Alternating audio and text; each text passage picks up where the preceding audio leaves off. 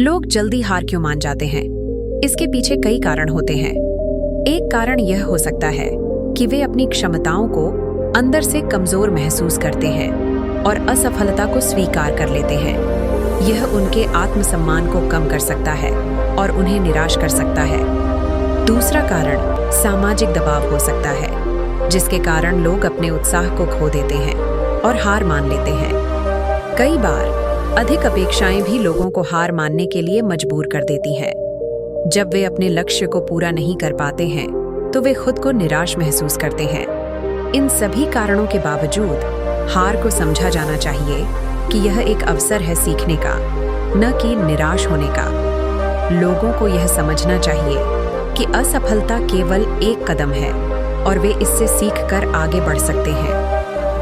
बुद्ध का एक शिष्य बुद्ध के संदिग्ध में 6 वर्षों से था। वो एक दिन महात्मा बुद्ध के पास आया और बुद्ध से कहा, हे बुद्ध, मुझे आपके पास है 6 साल हो गए। मेरे बाद कितने शिष्य आए, उन्हें आपने इस बीच किसी एक दिशा में ज्ञान देने के लिए भेजा, लेकिन मुझे अभी तक नहीं भेजा। क्या मुझे अभी तक बुद्धत्व प्राप्त नहीं हुआ?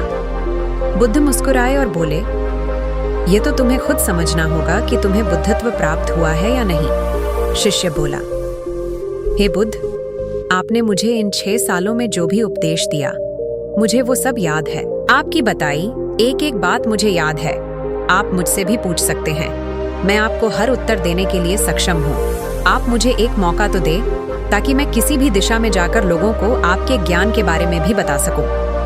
बुद्ध ने कहा, ज्ञान की बातों को याद रखने से कुछ नहीं होता।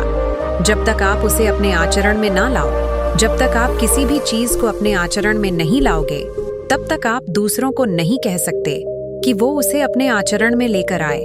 शिष्य ने कहा, जो भी हो, कृपया आप मुझे एक मौका दें। आप मुझ पर भरोसा रखें। सभी को अपने ज्ञान से प्रभावित कर सकता हूँ। मैं लोगों को ऐसी बातें बता सकता हूँ जिससे उनके जीवन में शांति आएगी और वो शांतिपूर्ण अपना जीवन जी सकेंगे। बुद्ध ने कहा, अभी तुम तैयार नहीं हो। जब तुम तैयार हो जाओगे, मैं तुम्हें खुद सही मार्ग पर जाने के लिए कहूँगा। शिष्य ने कहा, क्यों बुद्ध, आपने मुझे इन 6 वर्षों में इतना भी ज्ञान नहीं दिया जिससे मैं लोगों को प्रभावित कर सकूं। बुद्ध ने कहा, ठीक है, तुम पूर्व दिशा की तरफ जाओ।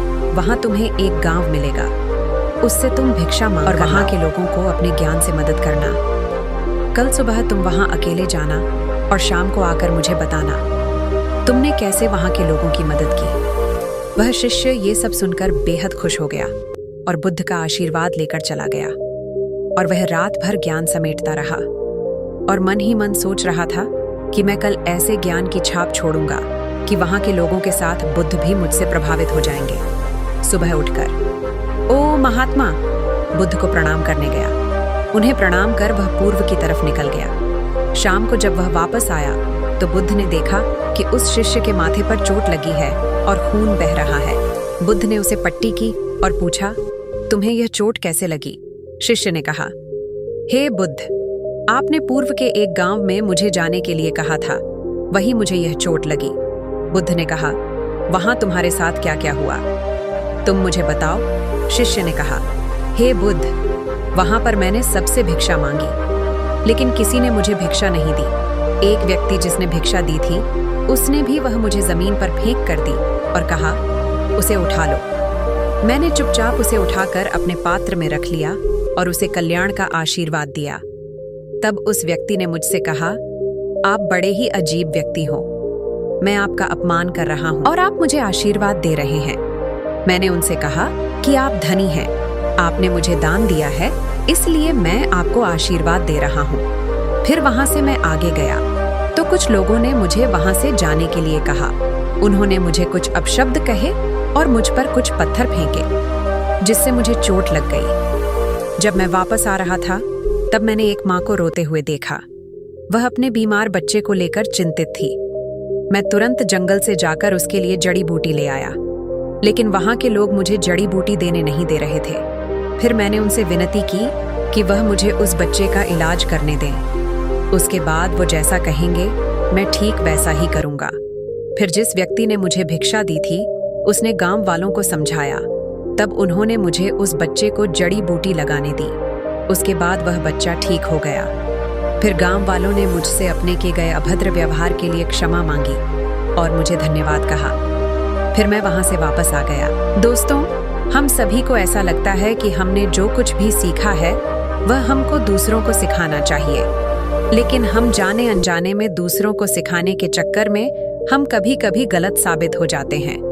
तो इसलिए दोस्तों, अगर आप किसी को भी कोई भी सुझाव देने के लिए जाते हैं, आप कोई भी चीज सिखाने के लिए जाते हैं, तो सबसे पहले आप उस कार्य को संपूर्ण रूप से और सही ढंग से अच्छे से सीख जाएं। और आपको जब यह पक्का प्रूफ मिल जाए कि अब मैं इस कार्य को संपूर्ण रूप से सीख चुका हूँ, अब मैं दूसरों को सिखा सकता हूँ, तभी आप दूसरों को सिखाने के लिए जाएं।